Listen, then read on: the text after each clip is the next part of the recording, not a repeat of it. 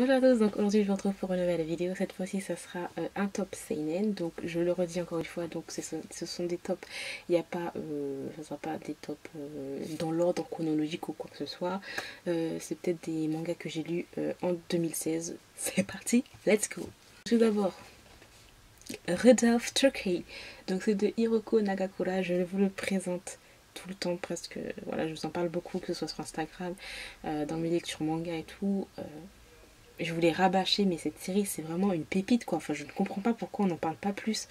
Que ce soit même des grands youtubeurs manga. Enfin, voilà quoi. Il faut vraiment que. Je sais pas, peut-être qu'ils n'ont pas découvert non plus. Mais je n'entends vraiment pas parler à part le professeur Quirky. À part qui d'autre, le monde de Tay, il avait lu le premier tome, il avait adoré. Après d'autres youtubeurs manga, je vois pas. Enfin, ce serait vraiment tellement bien qu'ils parlent de ça en fait, parce que c'est juste une pépite. Enfin, les dessins, mais c'est juste. C'est du grandiose. Je plaisante. Enfin, les dessins sont juste ouf en fait, et puis l'histoire. Enfin, Rudolph Turkey, c'est vraiment un personnage. Pas comme il est un peu du même style, un peu du même style que Onizuka là, un peu dans le même genre, j'ai envie de dire. Il est un peu à part, voilà, comme gars, parce que c'est un adjoint du maire, hein, voilà, c'est un adjoint du maire, mais le gars, il est derrière l'argent, mais d'une force extrême, quoi. Il est super classe et tout, mais voilà. Je vous ai montré quelques planches. Voilà, je vous ai montré quelques planches, mais c'est juste génial. En plus, il y a énormément d'action, c'est hyper marrant, on est dans la pègre et tout, enfin voilà, juste génial. Ensuite, bien sûr, une autre série qui a fait mon année, donc c'est Innocent. Donc là, je vous montre la série suite, là, Innocent Rouge, mais toute la série Innocent. Et c'est de Shinichi Sakamoto chez Delcourt Tonkam.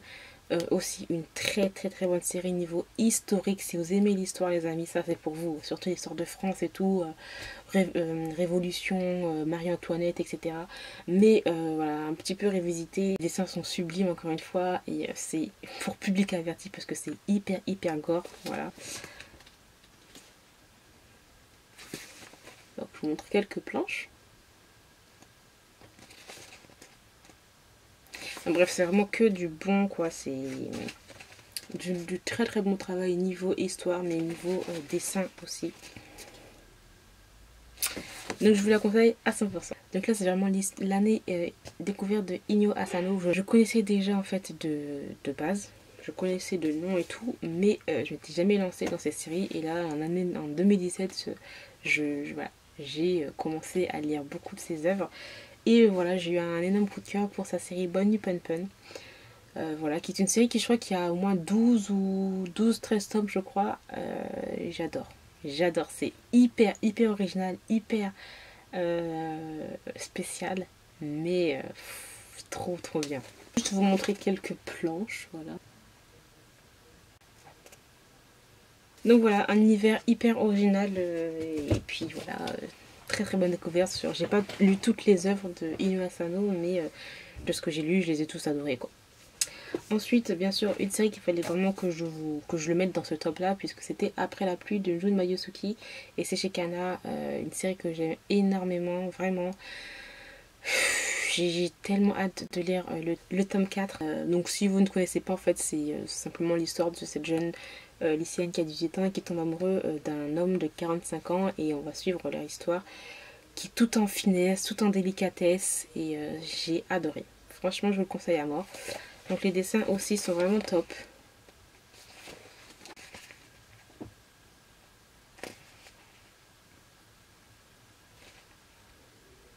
Et pour terminer dans ce top 5, donc j'ai voulu mettre aussi Les Fleurs du Mal, mais l'année dernière je vous l'avais déjà mis, donc j'ai voulu un petit peu changer. Et en fait j'ai mis La Fille de la plage de Inu Asano, donc celui-là c'est le premier Inu Asano que j'ai lu, et j'ai eu un énorme, énorme, énorme coup de cœur. Donc moi je vous le conseille, hein. Pour si vous voulez lire un premier Inu Asano, je trouve que celui-là il est très abordable. Il n'est pas un petit peu what the fuck ou un peu bizarre. Je trouve qu'il est vraiment parfait, très social et tout. Vraiment beaucoup de thèmes très très intéressants auxquels il aborde. Des thèmes pas faciles en plus. aussi. Donc moi je vous le conseille, c'est se termine en 2 tomes, les illustrations sont juste ouf aussi.